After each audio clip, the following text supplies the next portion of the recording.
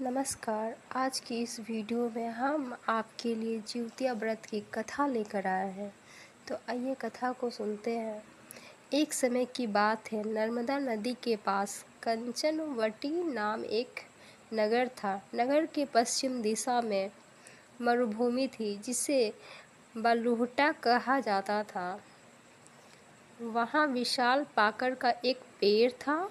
उस पेड़ पर चील रहती थी। पेड़ के नीचे एक खोखर था, जिसमें सियारिन रहती थी।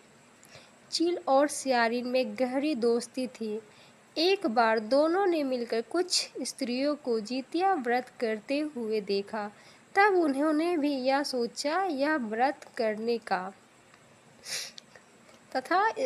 करने का उन्होंने संकल्प लिया। फिर दोनों ने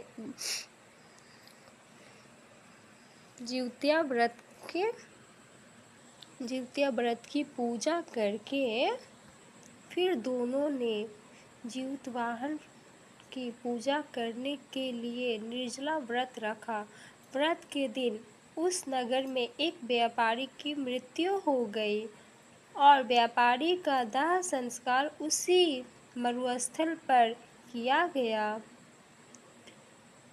दिन बीतने के बाद जब रात हुई, तब वहाँ मौसम खराब हो गया। बिजली कड़कने लगी और बादल गरजने लगा। वहाँ पर बड़ा तूफान आ गया। अब सियारिन को खूब भूख लगने लगी। मुर्दा को देखकर वो खुद को रोक ना पाई। उसने व्यापारी के शरीर को लिया और उसका खा गई और उसका व्रत टूट गया। पर चील ने संयम रखा और नियम से अगले दिन व्रत का पालन किया। व्रत का पालन करने के बाद फिर अगले जन्म में दोनों सहेलियों ने ब्राह्मण के परिवार में 2 पुत्रियों के रूप में जन्म लिया। चील बड़ी बहन बनी और उसका नाम शिलावती रखा गया। शिलावती की शादी बुद्धिसेन के साथ हुई। सियारिन छोटी बहन के रूप में जन्मी और उसका नाम कपूरावती रखा गया। उसकी शादी नगर के राजा मलाईकेतु से हुई। अब कपूरावती कंचवटी नगर की रानी बन गई। भगवान जिउतवाहन के आशीर्वाद से शिलावती को 7 पुत्र हुए, पर कपूरावती के सभी बच्चे जन्म लेते ही मर जाते थे। कुछ समय बाद शिलावती के 7 पुत्र बड़े हो गए। वे सभी राजा के दरबार में काम करने लगे, पर कपूरावती के मन में उन्हें देखकर ईर्ष्या की भावना आ गई और उसने राजा से कहकर शिलावती के सभी पुत्रों के सर कटवा दिए और उन्हें 7 नए बर्तन मंगवाकर उन्हें उस बर्तन में रख दिया और लाल कपड़े में ढककर शिलावती के पास भिजवा दिया।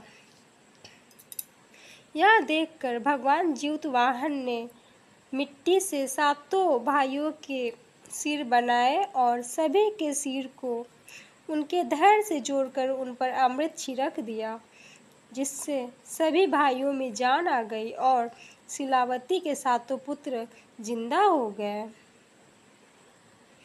और अपने घर लौट गए। जो कटे हुए सिर रानी ने भेजे थे, वे फल बन गए। दूसरी ओर रानी कपूरावती शिलावती के घर से पुत्रों की मृत्यु का समाचार सुनने के लिए व्याकुल थी। जब बहुत देर तक कोई समाचार नहीं आया, तो कपूरावती स्वयं ही बड़ी बहन के घर चली गई।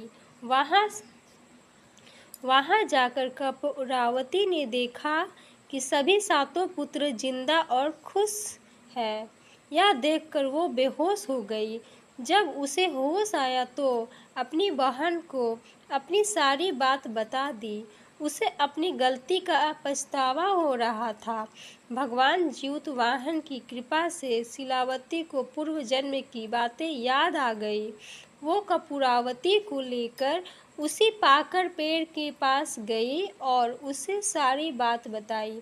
यह सुनकर कपूरावती उसी समय मृत्यु को प्राप्त हुई। जब राजा को यह बात पता चली तो उसने उसी जगह पर पाकर के पेड़ के नीचे कपूरावती का दाह संस्कार किया। हे भगवान ज्यूतवाहन, जैसे आपने शिलावती के सातों पुत्रों की रक्षा की, वैसे ही इस कहानी को सुनने, कहने और हुंकार भरने वाले सब पर कृपा करना।